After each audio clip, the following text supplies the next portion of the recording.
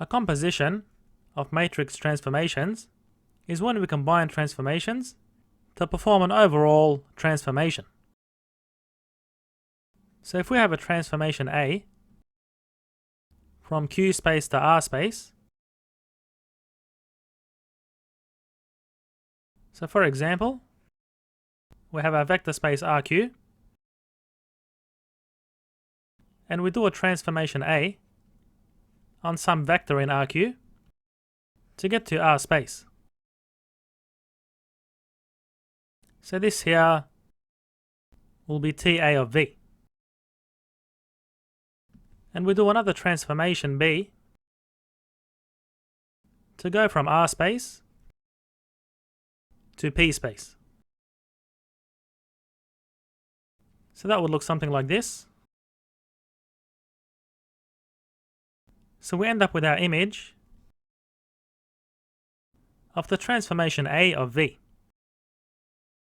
So we have TB of TA of V. So the transformation from RQ to RP is denoted with the circle operator. So essentially, we're applying TA on V first, and then we're applying the transformation TB. And this is the same as this composition, which is also the same as applying the transformation matrix A to the vector V, and then applying the transformation matrix B. So we have the composition of transformation B with transformation A applied to the vector V. Now in general, compositions are not commutative, so the composition of transformation B with transformation A is not the same as the composition of transformation A with B. And this can be seen, for example, if we reflect a vector about the line y equals x. So suppose we have a vector with x and y components. So the reflection across this line would look something like this. So let's suppose this is the reflection transformation applied to V, and then we project this reflected vector onto the x-axis. So we have the composition of an orthogonal projection and a reflection. But what if we did this the other way around? So suppose we first do the projection of V onto the horizontal axis. So this is our vector, which will start like this. And then we do the reflection about the line y equals x.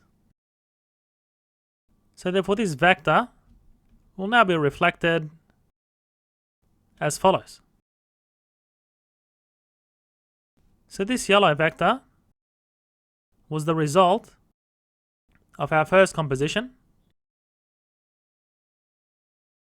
and this is our result from the second composition, which you can see are different geometrically. And I'll leave it for you to actually multiply these two transformation matrices in both cases, and you'll see that the compositions are not commutative.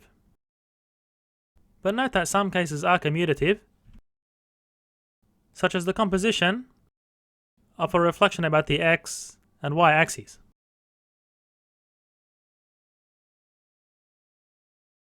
A matrix transformation from Q space to P space is 1-to-1 if the transformation maps distinct vectors or points in RQ to distinct vectors or points in RP. So effectively, given the same transformation applied on vector v1, we get the image of vector v1, and applying the same transformation to v2 gives a completely different vector in P space. So for example, the rotation operator on R2 is 1 to 1. So for example, if I have a vector v1, if we apply the transformation matrix to this vector to rotate at 90 degrees anti-clockwise, the image of the vector is as follows. And suppose we had another vector v2 and we rotated this anti-clockwise by 90 degrees. So v2 gets mapped to its image.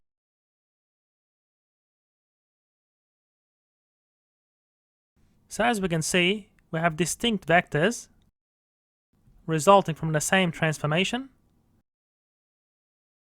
on R2. Now orthogonal projections are not 1 to 1. So for example, if we had some vector v1 and another vector v2,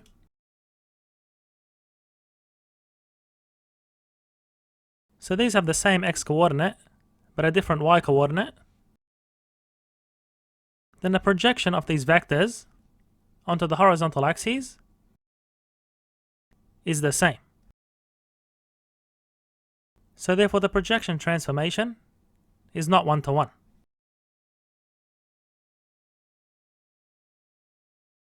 If we have a 1 to 1 matrix operator, so it's a mapping from Q space to the same space, and it's a 1 to 1 mapping. So note that the transformation matrix will be a square matrix. So 1 to 1 means the transformation matrix is invertible. So effectively the inverse operator is denoted as follows. So it's a mapping from RQ to RQ. So effectively, if we apply the transformation A on a vector and then apply the inverse transformation, then that's the same thing as A by its inverse multiplied by the vector, which gives the identity matrix multiplied by V. So effectively, applying the inverse to the transformation reverses the transformation and returns the vector. So for example, if we have the rotation matrix being a square matrix which rotates a vector anti-clockwise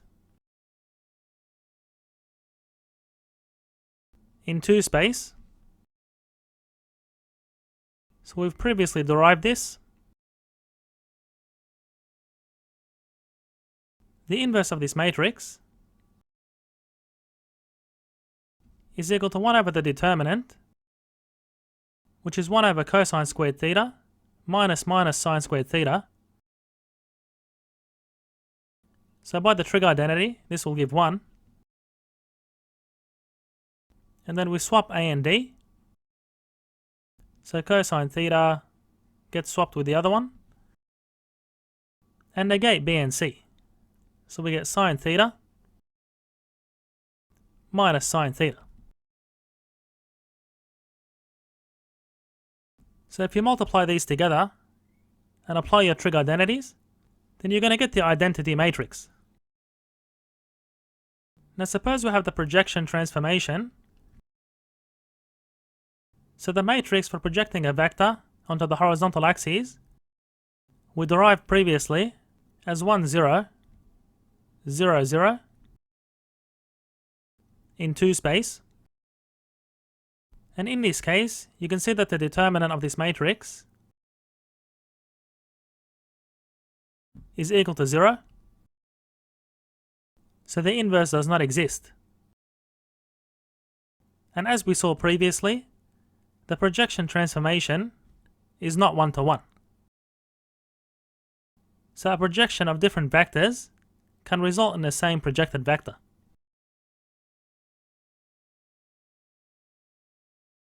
Let's determine if this is a matrix transformation from 3 space to 2 space.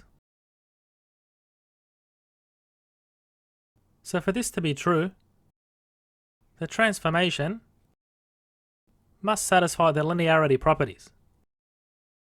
So if we apply the transformation to the sum of 2 vectors, v1 and v2, then that should be the same as applying the transformation to each vector and summing the images together. And the other property is the transformation on a scalar multiplied by a vector is the same as multiplying the scalar by the image of the vector. So considering 2 vectors with components x1, y1 and z1, and x2, y2, z2, then the transformation of v1 plus v2 in component form is the transformation applied to the following tuple with components x1 plus x2, y1 plus y2, and z1 plus z2. So on the right hand side, we end up with 4 by x1 plus x2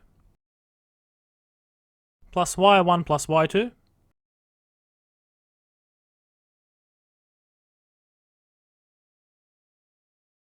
and the second component of the image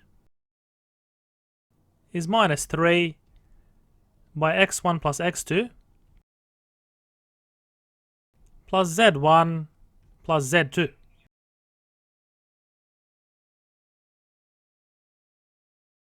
So as we can see, if we transform vector 1, which is the following tuple, we obtain the image as 4x1 plus y1, and the other component is minus 3x1 plus z1.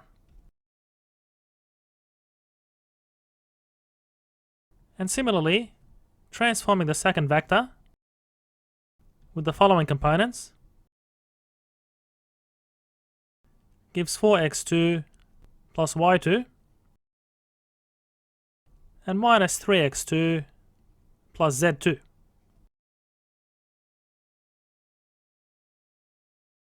And if you add these components together, you get the exact same components. So adding these 2 components gives this component. So the first linearity property is satisfied.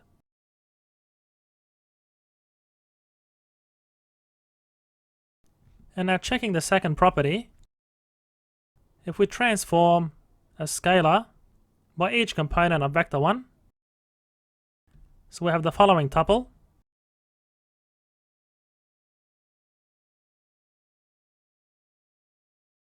so that's going to give 4 by the scalar by x1 plus the scalar by y1, so that's the first component of the image, and the second component is minus 3 by the scalar by x1 plus the scalar by z1. And you can see that multiplying this transformation by s on both sides and factoring out s from this vector gives the exact same result. So therefore this is a matrix transformation.